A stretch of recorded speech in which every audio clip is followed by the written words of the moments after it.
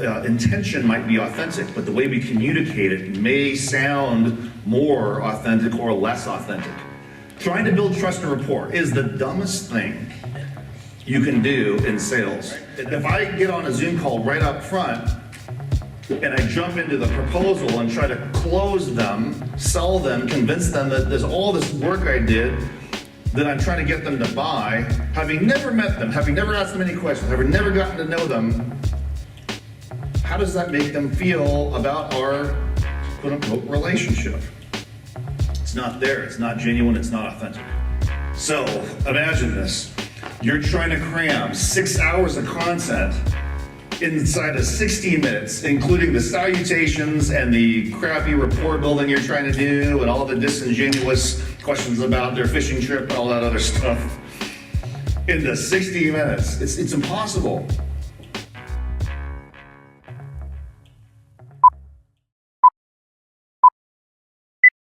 One little change in one little word changes the entire way that statement or that question lands from an emotional standpoint.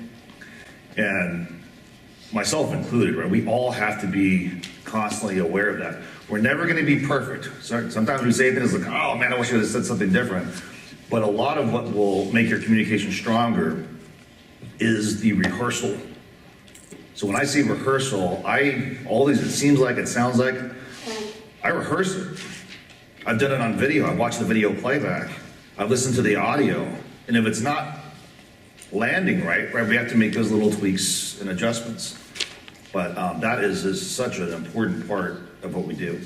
The other thing that we talked about last night, that I still do to this day, for all the new material, when I say new, call it within the last 3 to 6 months when we come up with a new little transitionary phrase, I'll write it down on a Post-it note and I stick it on my computer monitor.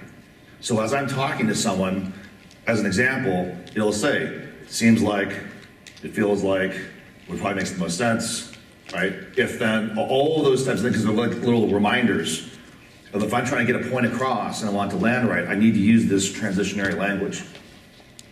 Like one of the things I'll oftentimes say I think I talked about this yesterday, when I'll talk to a client at the first meeting, I will say I tend to be extremely detailed, right? And so as I go through this, I'm gonna apologize up front. If I get too granular, if I get too detailed, please just raise your hand and say, Darren, I don't need to know a lot of detail, and I'll take a step back and I'll get more conceptual. So what am I doing? I'm prefacing what they're gonna experience by saying, please stop me. I'm sorry if I get too detailed. And guess how many times someone's raised their hand and say, hey, don't get so detailed.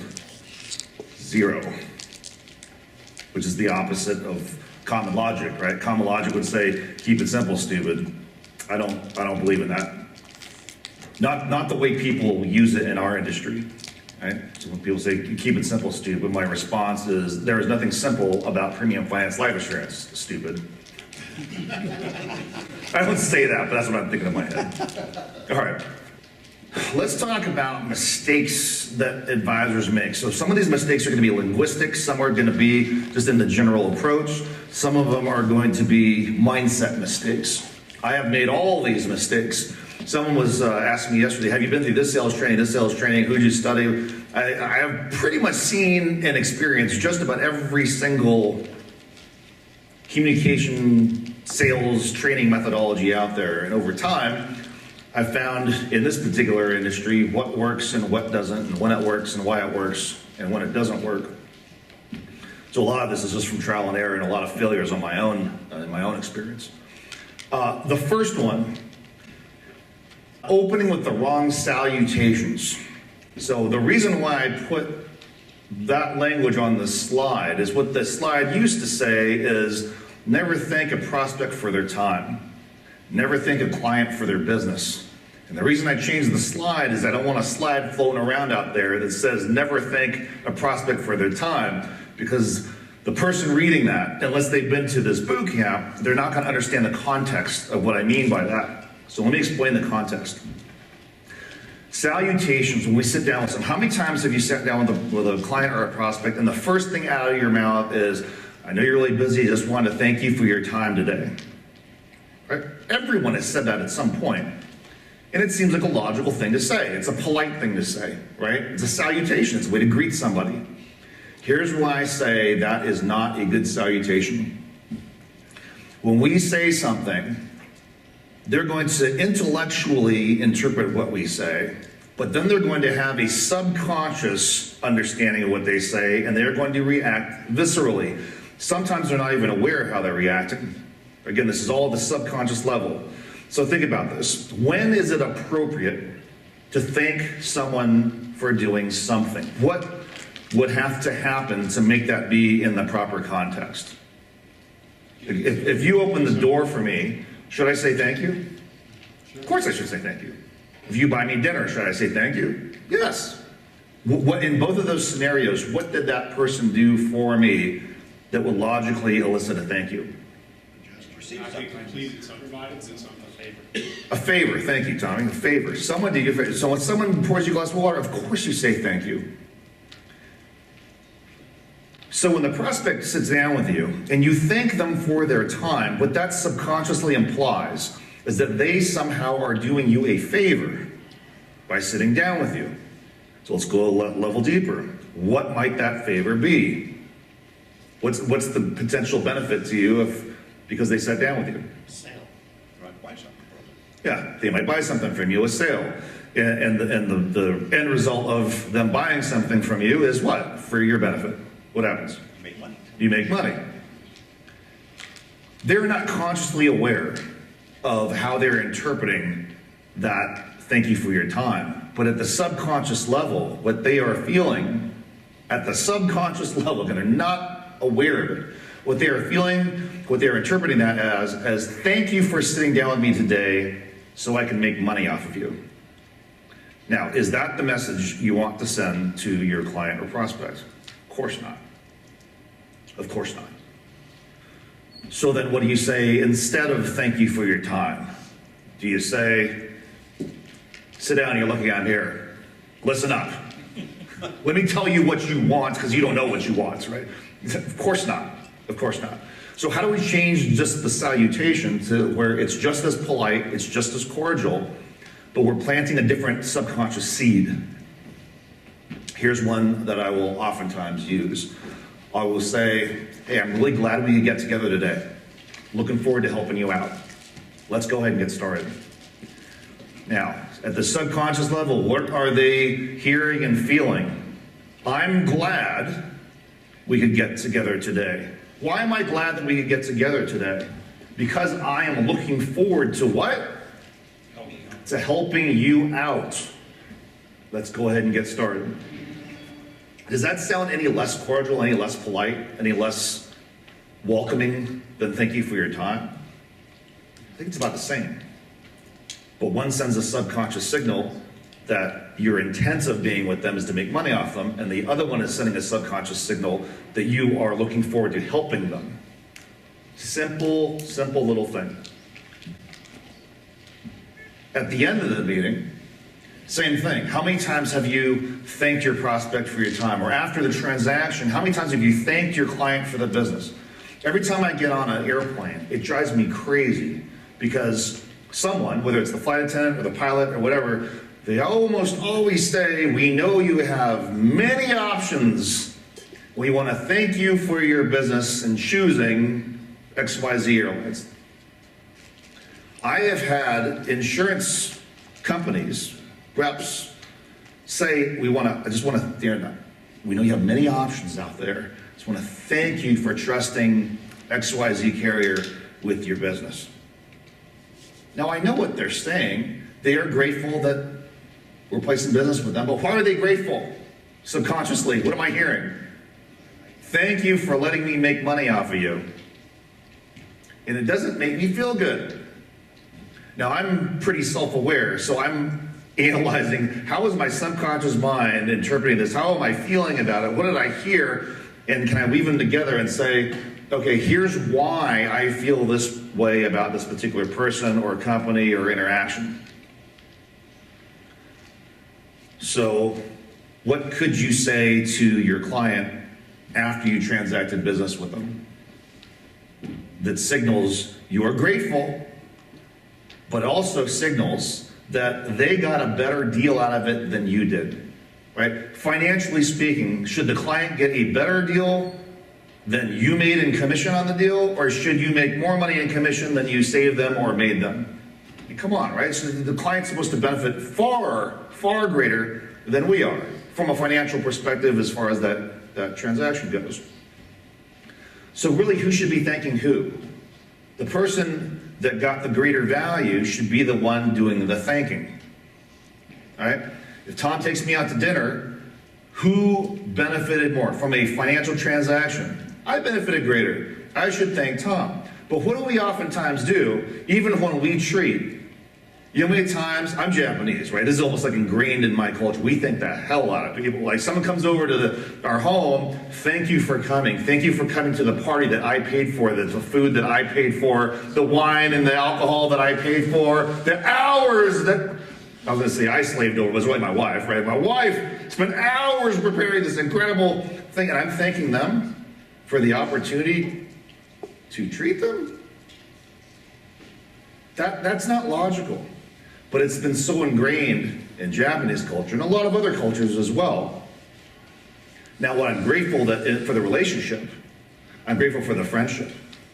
So when I thank someone, consciously, I'm aware of what am I thanking them for? And that's what I focus on when I'm giving them a thank you.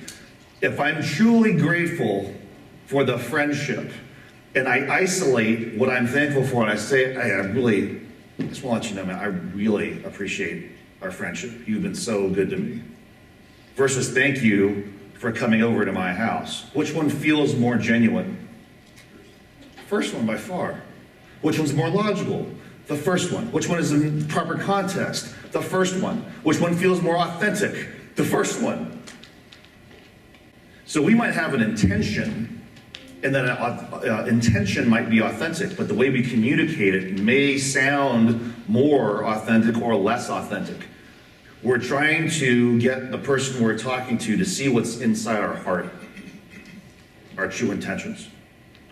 And as a good pastor friend of mine told me once, he says, Darren, there's been a lot of roads paved to hell on good intentions. So you got to execute. A great way to do that is starting off the right salutations. Okay. Second big mistake I see advisors and folks in sales make is they try to build rapport. Yeah, Bob. So what was the closing that you were recommending be used there? I didn't hear that. I'm so glad we were able to put this together for you. And you know what they say when I say that? Oh, thank you so much for helping us out. Now, when they say thank you to me, who hears it? Obviously, I hear it. Who else might hear it? The attorney, the CPA. Yep. Any other advisors that are in the room? Right? Who is the most important person we want to hear your client say thank you?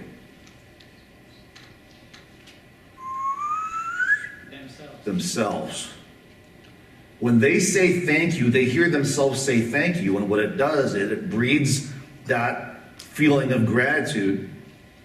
They're talking themselves into feeling more grateful, which they should be grateful, right? If you actually performed and put them in a better situation and bettered their lives, of course they should be grateful. But it's like if you have kids, have you ever either audibly said this or thought this in a audible or silent conversation with your kids where you said, man, you got it good. You're lucky you live under my roof. You don't even appreciate, you ever realize how hard I got to work to give you the life, right? You ever try to say that to your kids? All the time. Yeah, how's that going for you? It just, if anything, it just ticks them off, right? But if you can get the person you're talking to self-realize that they have something to be grateful for, and then they hear themselves say it, it reinforces that heart of gratitude. We should be living with a heart of gratitude, but isn't it even more magical when the person you're engaged in the conversation with also has a heart of gratitude? Doesn't your relationship elevate to a whole nother level? Don't you bond with them at a deeper level? right? So we want to say things and ask questions that get them to realize just how grateful they should be without tooting our own horn too loud or at all, preferably. Right? So again, it's linguistic signaling. Man, I'm so glad we get you into this deal. Oh my God, thank you so much for letting me be part of the club. I know without you, I wouldn't be able to qualify for this. I know without you, I would have never seen this before. It would never get this benefit. That's the feeling we're trying to generate. And isn't that more authentic? On both parties, right? That's what we want, authenticity.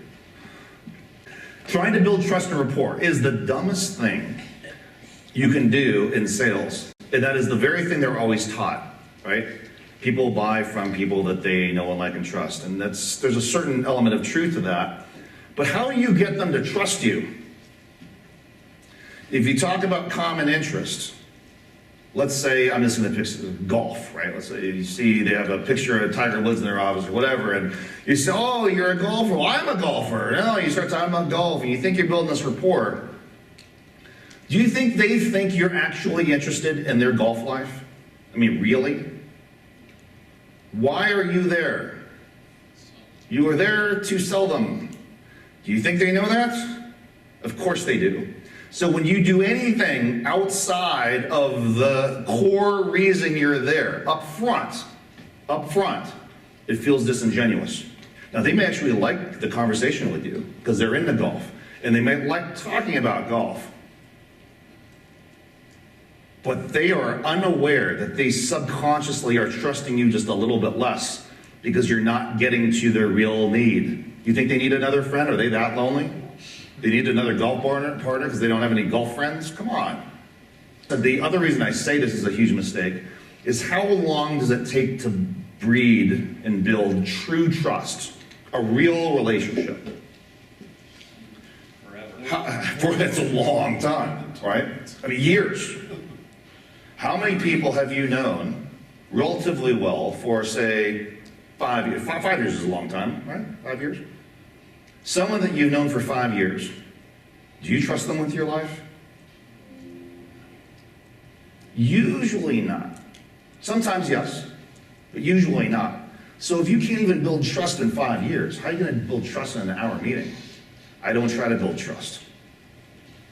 What I do instead of trying to build trust is I build distrust. Distrust in the incumbent. Distrust in categorical box B, not my categorical box. So how do I do this? I will point out the deficiencies that my competitors have. I'm going to point out the downside of them working with my competitors. I'm going to point out the outcomes or the potential negative outcomes that might occur if they work with my competitor. But I'm going to do it in a way where they're telling me about that. Right? If I meet you as an advisor, so tell me, give me a little background. How many premium financing cases have you successfully completed, say, in the last 2 years? Why does that question lead off? They, not you guys, but right, maybe their ego's way up here, and they're gonna judge Darren. Dance for me, monkey boy. Entertain me. Sell me. Convince me on why you're so good, because I don't think you're good. Right? Win over my affection and approval, Darren. I don't play that game. So I don't care if they say 2 successful cases or 5 or 10 or 20. What I'm getting them to do is show their cards a little bit. Now, for someone that's closed 20 premium financing cases in the last 2 years, that's pretty good.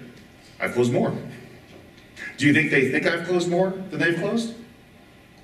They sure as hell better. Otherwise, why are they coming to me? Right? And if I'm the aggregator, if I'm the intermediary, I sure as hell better be doing more premium finance cases than one retail advisor.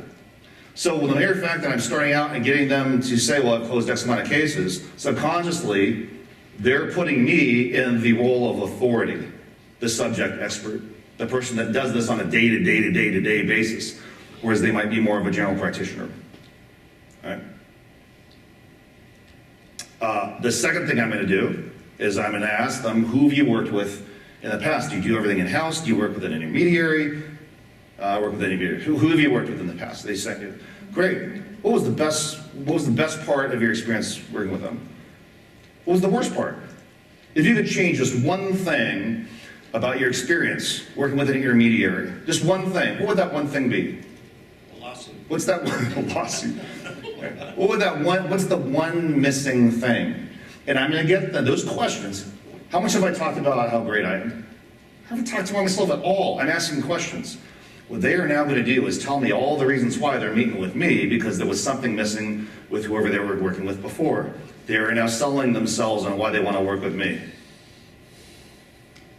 In all of our interactions, meaning my interaction with you, individually or in a group, at the cocktail party, at the break, how many of those conversations have the words coming out of my mouth been focused on my accomplishment, my ability, my talent? If you really think back, it should be very little. If it's not very little, if it's a lot, you need to come tell me at the break, and I need to change my approach. All right, you want the client or the prospect telling you why you're so great, not the other way around. Okay, third big mistake I see. Thinking the prospect is judging you on the cumulative value of everything you say. What do I mean by that? Let's say you have 10 great benefits, bullet points that you want to communicate to the client. Let's say they're all not just good, let's say they're all great.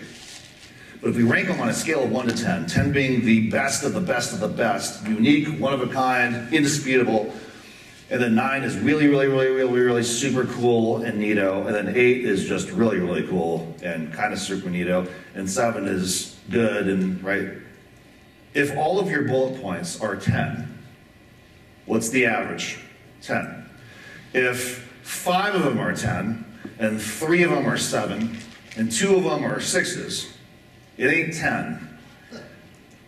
If 9 of them are 10, and 1 is a 9, the average of everything you said is not 10 either.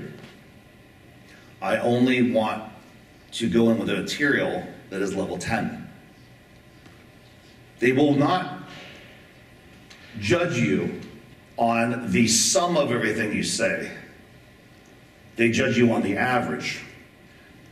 So I read this years ago. It's a great way to visualize this point. They say every word that comes out of your mouth is like a little soldier going to battle. If you're going to battle, would you take the injured soldier? Would you take a soldier that was slow? Would you take a soldier that was okay at being a soldier, but not really a fantastic soldier? You wouldn't do that. Just as a decoy. Only Tom Tewkes would come up with that. So think about the movie 300. You see that movie 300? Right? What was the magic of the Spartan crew? It was really the best of the best of the best. And it was the magic of the best of the best of the best, fighting using the best of the best of the best style. And they were extremely efficient. That's what your sales message needs to be. But it's not just sales, that's what your message needs to be to your kids, to your spouse, to your friends, to each other. I still do this as a general practice because what I said yesterday, right? The better you get, the better you better get. I'm never satisfied with my content. I'm never satisfied with my delivery. I'm constantly wanting to improve. And part of that process is the editing process. Whether it's a script I write or a phrase or something I said on camera and I listen to the playback and I don't like the way I said it, I'm going to go in there and edit. I'm going to take out everything I said that is not at that level 10. I'm going to take out content that is disputable. So let's say we have the best and most clear proposal format that will help you close the sale. I mean, that's pretty good, but it's disputable because someone could come along with something that's better, or someone could come along with something that maybe it's not better, but it's perceived by this one person as being better. I don't want to go in with that. So they're not judging on the cumulative value of your content. They're judging on the average of everything that comes out of your mouth. Every word that comes out of your mouth is being judged. You want to edit out anything below level 10. Hey, Darren, Yes. quick question for you. So you're basically saying, cut the garbage out, the low-level stuff that has zero impact in any meeting, presentation, anything like that. And even if it's just one salient point that's at a 10, drill into that and focus on that is really what the key is here. And to get even more obsessive about the editing process, clearly you want to edit all the garbage. But is a level 8 out of 10 piece of content, is that garbage? It's not garbage. That's pretty good. How about a 9 out of 10? It's an A minus. A minus is pretty good, unless you come from an Asian family with Asian parents that are not satisfied with anything less than a 11.0 GPA. That's why I failed my parents so poorly. Yeah, but 9 is not 10. So you have to shave out, edit out all the stuff that's good, and maybe even edit out some great stuff that's 9.9 and only go in with level 10 stuff. I mean, how many bullet points do you have that you want to talk about in your standard 1 hour sales meeting? What would you say? Just ballpark. How many? How many bullet points? 5? Anybody else? Any more? 3? I will tell you that when I hear most people's sales pitch, it's like 27. It's like this is way too much, and it's not all level 10. How long is your average, let's call it first call or second call? What time period do you put on it? 15 minutes of core content, 5 minutes of Q&A, and then what's the wrap? 20 minutes. Because the goal is not, I'm gonna get to this rapport thing in a second, the goal is not to build rapport. The goal is not to close or convince. What's the goal of the first meeting? Second meeting. Exactly, to book another meeting. I want to find out just enough to know if this is a viable prospect, and I want to share with them just enough to get them curious to go to the next step. So like these super long meetings, you think, oh, the more I get to talk, the closer I'm getting to the sale, and it's not true at all. Question. I'm assuming a lot of people in here may meet with a client and we've got multiple, I'm going to say, strategies to talk through, not just a premium financing structure. Yep. Does that, in your opinion, change the dynamic of a meeting in terms of time frame relative to, are you better off trying to cover 5 ideas in one meeting, or are you better off having just pick one thing to get that client to move ahead on, thinking that if they move ahead on that, they may be more apt to move ahead on other ideas that you've got for them? That's a great question. So let's say you have 5 things you need to discuss, like the trust setup and this and the entity setup and all this kind of stuff. The problem is that how much content in terms of minutes is that really to tell your whole story in its complete form? Those 5 things. How many minutes would you say, or hours? I'm going to say at least an hour, probably closer to an hour and a half. So ideal, if you had an unlimited amount of airtime to take them through everything that they're going to need to know to say, yes, I want to do the deal. If you cram that all into just one meeting, how many hours is that meeting? 5, 6? Yeah. It's a lot, right? So imagine this. You're trying to cram 6 hours of content inside of 60 minutes, including the salutations and the crappy rapport building you're trying to do and all the disingenuous questions about their fishing trip and all that other stuff. Into 60 minutes. It's impossible. Pick the most important thing, the thing that's got the greatest hook, the thing that's going to make them the most curious to want to continue the journey with you. And then you can book subsequent meetings. And some people say, oh, I don't want to have too many meetings. Well, within reason, yes, you don't want to have too many meetings. However, in retail sales, this is a great concept that I employ in our sales process. In retail sales, there are 3 steps to acquiring a new customer. The first time they step into your storefront, let's say it's a grocery store as an example. The first time they step in, that is exposure. They're now exposed to your brand, your offering, your service, whatever it is, your product, okay? If you can get them to walk into your storefront a second time, maybe it's a restaurant, as an example. You get them coming a second time, that breeds familiarity. They know who you are, they're comfortable, they're not a newbie, second time back, and they feel like they know you. If you can get that person to come into your storefront a third time, you've created a habit. So I watched this really very enthusiastic, very charismatic East Coast Italian guy that is like the guru of getting a restaurant to get more customers. Yeah, I study this guy, it's brilliant. His whole strategy of when they come in, the first time they come in, he says most people give them 20% off or something like that if they're trying to get a new customer. He says the problem is now you've got them hooked on a lower price point. So he says what he'll do is he'll go over and say, oh, it's your first time in, fantastic. Let me treat you to our world famous cheesecake on the house. How does that make the customer feel? Makes them feel good. How much was the discount? It's a heck of a lot less than 20% because the net cost for the restaurant on that one piece of cheesecake is a lot less than what they're selling it for. So now they feel good. So the guy gives them another coupon, says the next time you come back, try our, whatever, chocolate lava cake. So now they're coming back, and he says the second time they come in, they change the color of the napkin to signal to the server that this is the person's second time back. This is how methodical it is. So now they feel like they're familiar with the restaurant, they're familiar with the experience. Now what do they gotta do? They gotta get that couple or that person back in a third time to create the habit, and now they're a regular. So part of why I do this 2 to 4 minute video, then get them to a 15 to 30 minute video, then get them to a Zoom meeting with me, is by the time I'm on the first meet, it feels like they've met with me 3 times because they've heard my voice or seen my face on the first 2 videos. They're habitually coming to me now.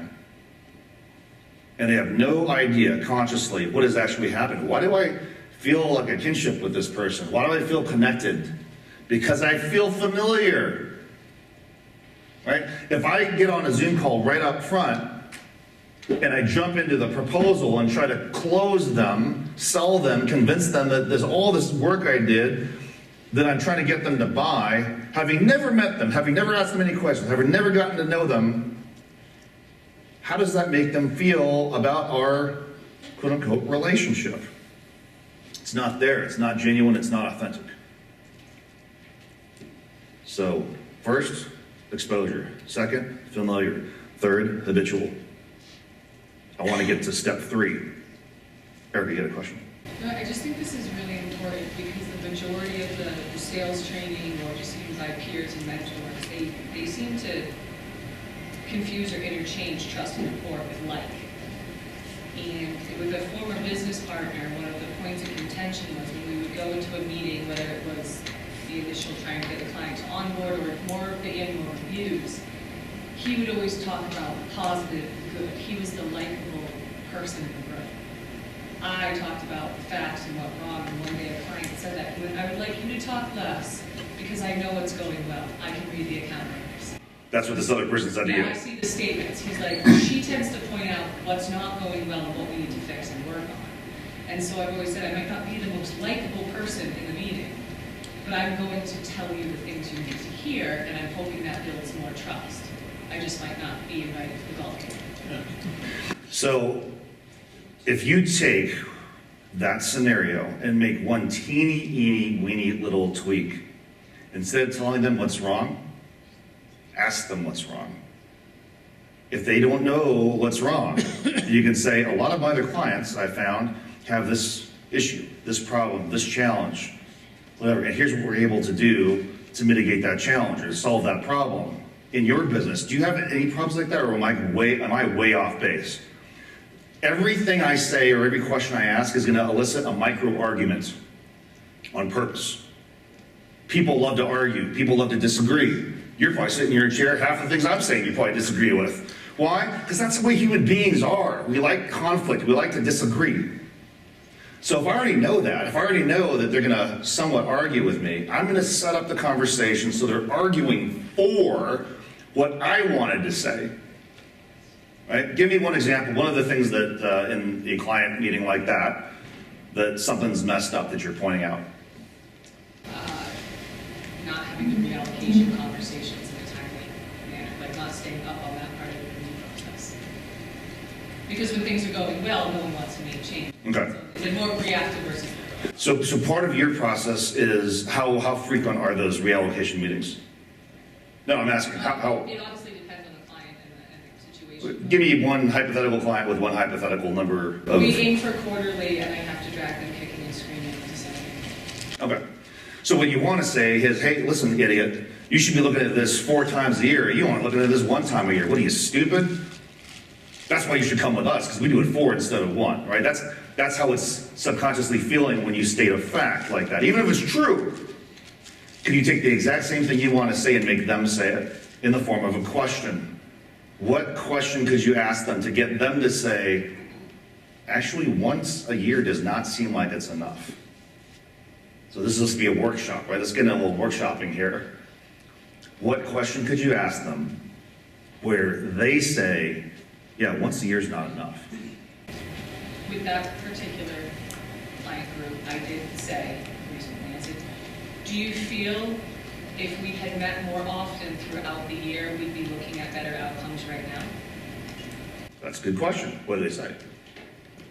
They're very busy because their doctors are so tough. But I was like, I understand that. We are all very busy. I'm just asking, we're more regimented in our reviews and looking at our allocations. Do you feel that would actually lead to better outcomes? If they say no, maybe they're not a good client or the client you want. If they say yes, you want to jump in and say, that's why we do quarterly meetings, because you're trying to get back to your bullet points, right? Instead, how would you ask that in the form of a question? Would you want the answer to say, you want the answer to be quarterly?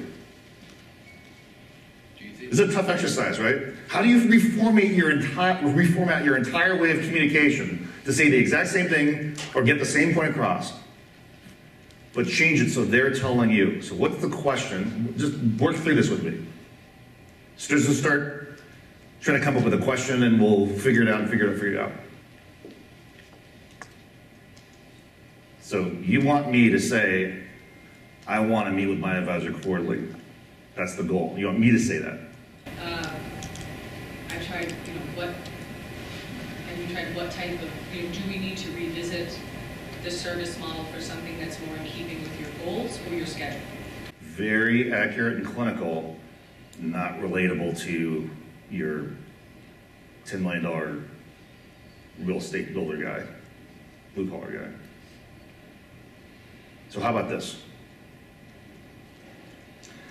If we met more often than just once a year, these are the things that we might find. I had this one client we found in the second quarter of the year. We found this, this, and this, and we were able to make these adjustments, reallocate, and this was the end result. So I'm curious, how many times would you prefer, in a perfect world, assuming you had all the time in the world, which none of us have, assuming you have all the time, ideally, how many times a year do you think is an appropriate time to meet with an advisor? Daily? Monthly? Quarterly? Every 10 years? What do you think?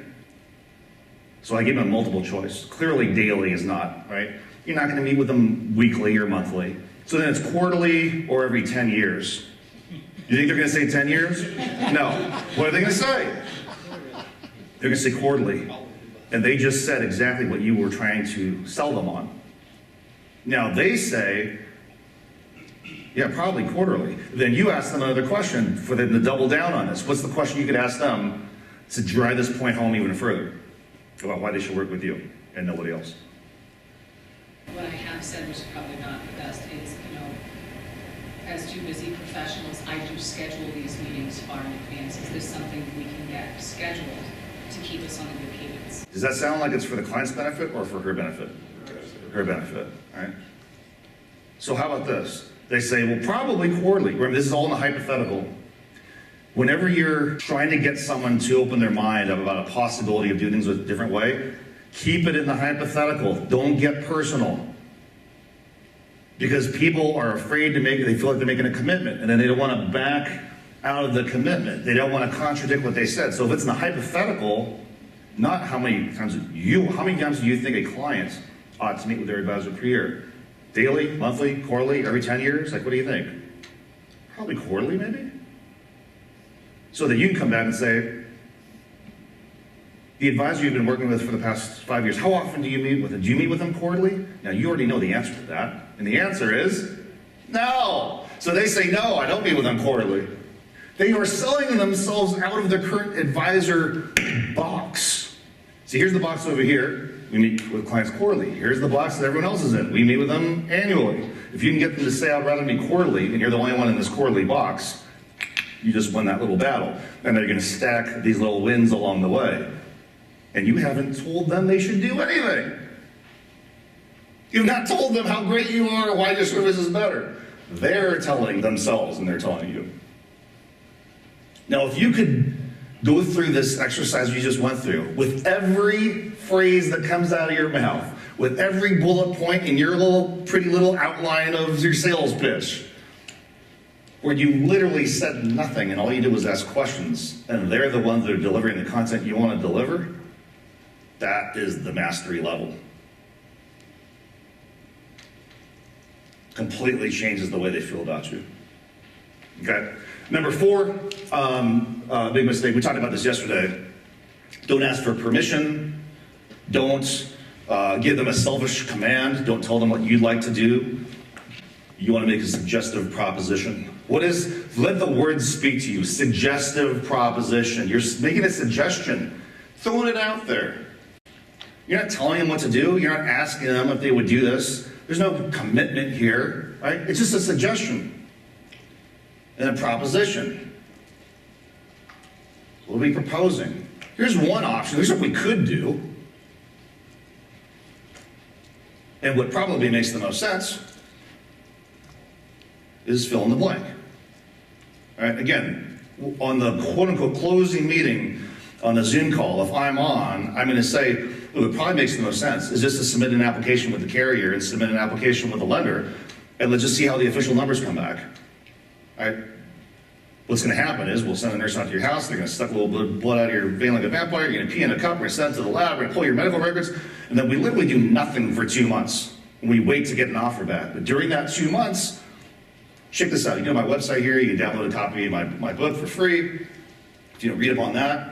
Do all the due diligence you want, all the research you want. I'm here for you. You want to set up another Zoom call, have me answer questions, we can do that. If that makes sense to you, it'll take me about 13 and a half minutes to fill out just a couple questions. I can do it right now. You got 13 minutes? And I'm pulling it up as I'm asking them if they got 13 minutes. I'm not asking if they want to apply. I'm not asking them if they want to fill out an application. I'm asking that they have 13 and a half minutes. If they don't, I'm going to reschedule when they do have 13 and a half minutes. Doesn't that feel different? You've used this word a few times, and I think it's the most effective for me anyway, is we instead of I. We can do this, and we can get together quarterly, and we, and so you're on the same side of the table, and we are doing it together, and be assumptive, and just assume that they want to be we. And I have found that works really, really well. It just does. We can get together quarterly, and just assume they want to get together quarterly. And I have found that to be very effective. That they're not on their own, and I'm not demanding, or what I want. This is a we thing. Yeah. It's not you versus them. Right. It's you and them, and you and them equals we. Right, and you're going to be there alongside them, right? And so that they don't have, so you do your job and they do their job. So. Yeah. Okay. Number 5, not communicating non-updates. This is a huge mistake that advisors make. I used to make this mistake, go back about 3 years ago. I relearned this lesson, and I was so pissed at myself for having to relearn it, because this should be part of our standard method of operation. I made this one little tweak, changed everything.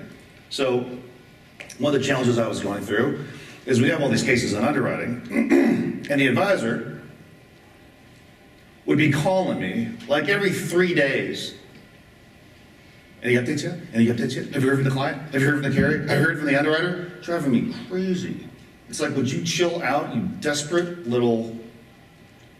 I'm not desperate, okay? Your case is one of a gazillion cases in the pipeline right now. We're on it. We got it. Freaking chill out. Now, I didn't say that. That's what I was feeling inside. But what I understand about them is this might be the only case they have. This case may allow them to pay their mortgage for the next 6 months. And without this case, they're going to be in dire straits. So I'm sympathetic. I'm empathetic. I understand the need. But it's like, what do you think? I don't want this case to close?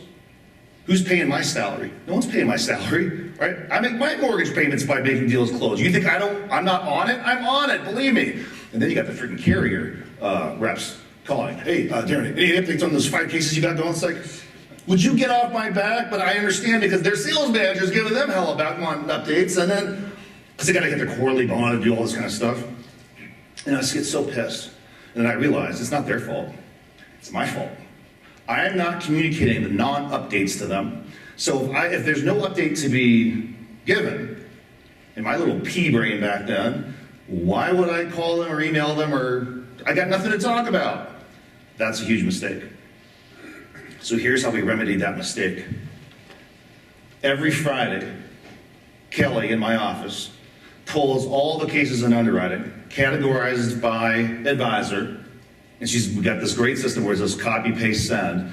She sends them the current status of the case, what the next step is, right? Whose court is the ball in? Every Friday it goes out. If it's working with a group like ERT or Redwood, or some of you guys are parts of different groups, where they want status updates too, that drives me even more crazy. So they're now copied on those emails. So every Friday it goes out. Guess how many phone calls, emails, panic calls, Darren, what's happened to the case? How many do you think I get per week now? 0. Why? Because they know they're getting the update on Friday. What's the assumption if you're not communicating to them the update? The assumption is you're doing what? Nothing. You've forgotten about them. They are not important. They're not valued. They're not being heard. They feel like they're being neglected. And that's what we're trying to avoid by communicating the non-updates. Change our whole way of interacting with folks. So much more effective. Going back to that whole Chris Voss influence that I talked about yesterday, the ex-FBI hostage negotiator. He said, I mean, imagine his job. He's on the phone with the parents of a kidnapped child in a third world country. I mean, I don't know how much higher the tension can get than that scenario. He said he would end every call with saying, you will hear back from me in 30 minutes. If you do not, call me on my personal cell phone. Guess how many calls he got on his personal cell phone? Virtually none. He said the parents just needed to know that he was working on it. Now, do they really need to get a status update every 30 minutes? Well, let me ask you, if you're a parent and your kid was kidnapped, would you want an update at least every 30 minutes? I would. Even a non-update. At least it lets me know that someone's working on it. There was a study done years ago where they took a focus group and they created 2 different websites, fictitious websites for the purpose of the case study. And it was like almost like an Expedia or an Orbit sort of thing, where you type in your flight that you want, and it would search for the best price from the best airlines. So on one fictitious site, you type it in, and then you wait, and you see this little, little pinwheel thing, like on a Mac. I don't know what it is on a PC, because PCs are terrible, Macs are superior. But you get a little thing, that little rainbow thing that's going around, or whatever it is that signifies you're waiting. And you're waiting, and you're waiting, and you're tapping your feet, it's driving you crazy. Internally, or sometimes I have a temper, externally, I will say, what the f is taking so long? But what I just say, what is taking so long? Why is it taking so long? I just want to know the reason. I want to know, where are we? Like, is this going to be going on for the next 3 hours, the next 3 minutes, or the next 3 seconds? The second website they set up, when you type it in, you hit whatever find, they had it so there were all these flights scrolling and scrolling and scrolling and scrolling. So you could see all these different airlines, all these flights available.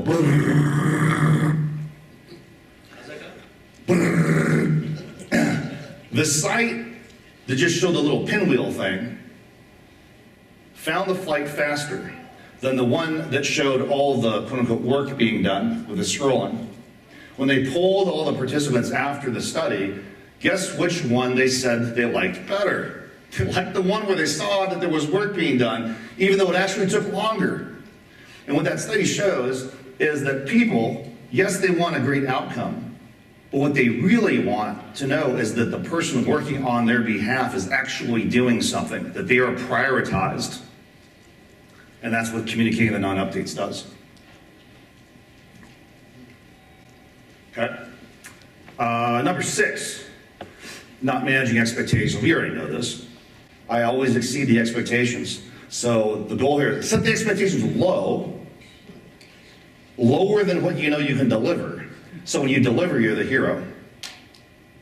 So how do we put this in the context of what we do? From an underwriting standpoint, you ever overpromise until the client, they should have a decision by this Friday, and Friday comes and there's no decision? And then they're texting you over the weekend, and then Monday comes and they're calling you at like 7:59 right before your office line actually turns on. They're leaving you these long messages and they're just badgering you and badgering you. But the reason is you set expectations too high. So I'll give you an example of what I do with everybody. I did this, where's Jeff Reed? I did this with Jeff Reed. So I spent hours of excruciating effort putting together this webinar. And I record everything up front and edit it. The editing time takes far longer than recording it. So I got hours into this thing, and he sends me a message and says, I think we ought to add this one little thing. I'm like, I want to kill Jeff Reed. Does he have any idea how much effort I put into this thing? He doesn't appreciate me. He doesn't value me. He doesn't think it's so easy. But he was right. And so I said, okay, I'll work on it. But as you know, I got boot camp coming up. I got a stacked day today. So soon as I can get it to you is probably 2 weeks. Now, why do I tell them 2 weeks? If I get that crazy and I can't deliver for 2 weeks and I deliver on the 2-week mark, did I live up to the expectation? Absolutely. If I deliver the deliverable a day early, I exceeded expectations. Now, what I know is I'm a maniac, so I stayed up until super late on a Friday night and got up early Saturday morning before my family woke up, and I got this thing done and re-edited hours and hours and hours. And now it's done, and I sent it to him. Were you surprised when you got that? Yeah, you always do that. Yeah. I practice what I preach. How does that make you feel about how I prioritize your needs? Fantastic. Yeah? Why aren't we doing that with clients? Why don't you do that with every single interaction you have with a client? Under promise and then over deliver. Give yourself buffer time. And then the last thing here is the mistake of trying to convince and try to close, try to sell. When you try to do these things, it's all about you. None of this should be about you. It should 100% be about the clients. And you gotta be able to communicate that to them. So what makes a person feel like you are not trying to convince them to do something, that you're not trying to close them, that you're not trying to sell them? Every time you make a statement or a suggestion and you hit your bullet point, it feels like you're trying to convince, close, and sell. Every time you ask a question, it feels like you're being more inquisitive. You want to help them. You want to better understand them. You want to hear them. How many times have you heard me say, people want to be heard and understood? You know, I used to make jokes about this issue in husband and wife interactions. And the wives got really pissed at me. So I stopped using those examples. Because what do we hear? Well, you're not hearing me. I just don't solve my problem. I just want to be heard and understood. Now, of course, all the husbands start laughing like, that's so stupid, my wife does the same thing. And then when they're the client, then they get ticked off that they don't feel valued and understood and heard. It's not a male-female thing, it's a human being thing. We all want to feel understood and appreciated and heard. So when you ask questions, that's the nature of your relationship with the client. Okay, a couple last things here, then we'll go to a quick Q&A. This is not intended to be a boastful thing or an arrogant thing or a cocky thing. It's when you have enough volume. So the goal is to have enough volume to where you're not sweating just one deal here and there and here, they're obsessing over it. When you're willing to walk away, not in a jerky way, but in a way that, hey, so if you don't want to do it, no problem, don't do it. And you go work over here. That person sometimes will follow you. And the way it'd be, from a subconscious level, why are they not chasing me more? I'm used to being chased. I'm usually the prize. I'm the prospect. I'm the one the money gonna buy. But when you flip it the other way, all of a sudden, the prize starts chasing the solicitor. Kind of the spirit of understanding human nature is that when we feel like we might not be able to have something or get access to something, we want it even more. Same thing works with prospects, same thing works with clients. So again, if you're asking questions, one of the questions might even be, it sounds like you feel like this might not be right for you. If it's not, if you don't feel good about it, don't do it. What are they going to do? They're going to create a micro argument with you, and they're going to start arguing for your proposition. So here are a couple opening questions you can ask. Okay, on a scale of 1 to 10, does this sound familiar? Did I do this with you like a couple times over the last couple days? All right, on a scale of 1 to 10, how would you rate them? Right, meaning the incumbent person, the person I'm working with right now. 10 being perfection, and 1 being they're a total nightmare. Again, scale of 1 to 10, just a ballpark. Now, if they rate them anything less than 10, they have just increased your value, they have just increased the value of your proposition. They had basically just told you that they need you. So what was missing? What makes them less than a level 10? They're now going to tell you everything that they weren't getting from the other person. And why would they tell you they're not getting these things from the other person? Because they hope that they might be able to get these things from you. Right? That's why. So let's say they give them a 9.9. Or even a 10, right? So here's the emotional risk you run using this type of process. Aren't you worried they're gonna say 10? Aren't you almost like on pins and needles when you ask that question, worrying that they're gonna rate him a level 10? So let's say they say 10. I'm gonna say 10, well, they're 10 out of 10, that doesn't get any better than that. I'm also 10 out of 10, but you've got a relationship with them. You've known them for X amount of years. So if they're a 10 and I'm a 10, I can't beat 10 out of 10. I can't be 11 to 10.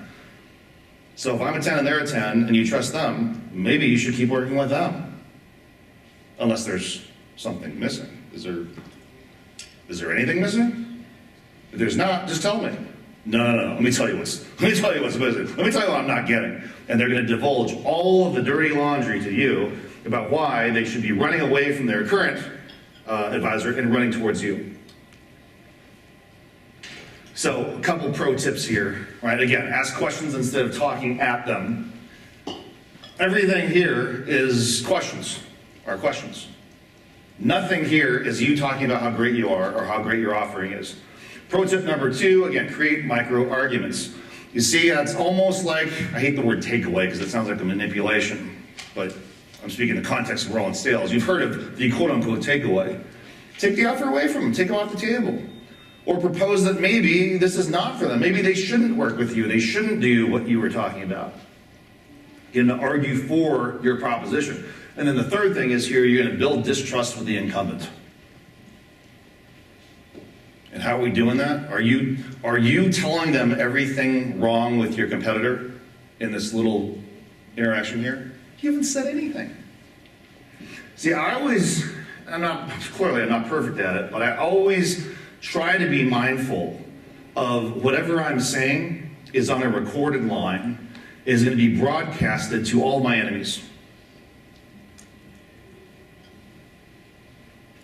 So if I say these bad things about other people, even if they're true, oh, Darren's a jerk, Darren's playing dirty. If I never say that and they say it, I just shrug my shoulders and say, well, sounds like there's something missing. Is that why you're thinking about jumping ship and changing advisors, intermediaries, whatever?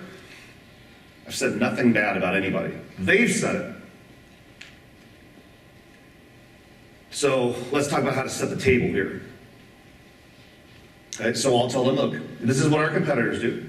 And it could be what our competitors do well.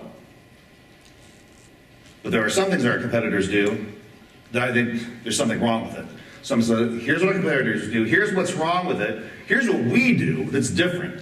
And that's our USP that our competitors don't do. Here's why it's necessary for your benefit. Here's what can happen if you don't do it our way. Right? What the consequence is. And then I'm going to take it away from them again, create the micro argument. Look, if you don't care about these things, maybe we're not right for you. We're not right for everyone. And then get them to argue for our proposition. Let's stop right here. Any questions on this process? Or do you have a scenario you want to run by me where you were kind of stuck with this client interaction and you just couldn't get them off the dime? They're ghosting you. They're not returning your calls. They are procrastinating. It's taken days of turning into weeks of turning into months, and you're getting more and more frustrated. And you know it's the right thing for them to do, and they've even said it's the right thing for them to do, and they said they want to do it, but they're not doing it. Anyone have a scenario like that right now? Lee, tell me about it. Well, we talked about it last night a little bit, but a proposal that Bob and I have put together for a client who's a friend of mine. We started the conversation back in March. After we did the proposal, he's gone quiet again. And I've done a couple texts, voicemail, a couple emails, spread a week apart, 10 days apart. We got a response back from him on Saturday, and it was, I'm still trying to figure out if the fee is worth it. And that's where we're at. What are all the potential reasons why he is not moving forward? What's holding him back? What are all the potential things that might be holding him back? One, you said the fee. What's the fee and what's the savings? We're charging a $6,500 planning fee for our time for the first year. Okay. And currently, out of the gate, we have a strategy that's 10 to 20x that with a tax mitigation strategy. Okay. Does he know that? It has been communicated in an email, yes. Okay. Well, it has been communicated in an email. Does he know that? I don't know if he read it. Oh, that's interesting. Yeah. Okay. Because I referenced it back in the text, so yeah. So if he has read it, is it really the fee?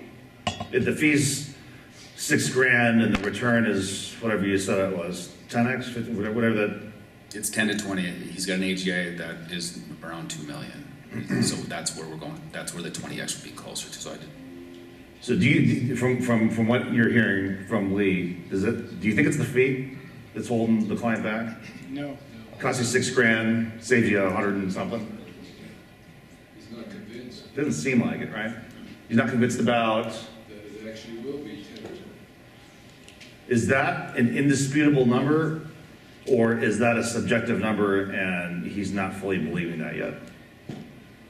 To add color to that, it is, I would say, in the indisputable side, yes. Okay. We have not had the opportunity outside of an email paragraph telling them that that's one strategy that's Okay. available. We haven't gone into detail on that strategy. So, to your point, I think he isn't convinced on the process.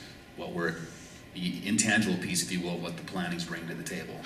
I mean, does he have to give up his second barn? I mean, what else is what's it costing him to do this other than $6,000 to get over $100,000 back? What is his cash outlay to do that? What does he have to do to get that kind of return on his $6,000? What's required of him between now and the end of the year? What does he have to physically do? Well, engage with us for us to bring that to him, and then it's going to be about $150,000 outlay. Wait a minute. So he's got to pay $150,000? So he'll save about $280 in taxes, He's Okay. to play that game or to enter that, he's got to pay about 150 to do that, and then Okay. he'll net. So it's costing 156,000 up front to get back 280,000. Is that Right. close? Right. Does he have the 160,000 or whatever that? We haven't got to that. Okay. He literally just wrote a $700,000 check. Okay, so now we're getting closer and taxes closer last to the year. truth, right? We're still not there yet. But we want to get to the truth. So this is new information I didn't have last night. So at the fireside chat, he asked the question, and I said, so what's the nature of your relationship with this guy? And it's a personal friend. When you're personally friends with someone and you have cash flow problems, marital problems, problems with your kids, health problems, emotional problems, are you going to divulge that to the guy? You're not going to divulge it. So it could be a number of things. So my advice to Lee was, call your buddy, you're probably going to get a voicemail, and say this: listen, I really value our friendship and our relationship, and I feel like us trying to do business together has driven a wedge between us, and I don't want that. I value our friendship more than you as a client. So just call me back, tell me you don't want to do it if you don't want to do it. We'll still be friends. It's not a big deal. It's okay. And say, if I don't hear from you by whatever, Friday or whatever it is, I'll tell my office to close your file and let's go back to just being friends. Now, if he doesn't have the money, do you think that's a weight off of his shoulders? Do you think a friend wants to tell another friend no? Your friend doesn't want to reject you. Your client doesn't want to tell you no. It's difficult emotionally. So let them off the hook. Make it easy for them to say no. What they might do is explain to you why it's a no right now, and at least you know it's not you. This whole time you're harboring all this guilt and, oh my God, anger and resentment. Why aren't they moving forward? I'm working so hard for them. I'm doing... It's not about you, man. It's about them. Find out what's holding them back. And then find a solution. And if they don't have the money, guess what? They shouldn't do it. And you can cross that one off your list and move on to the next prospect.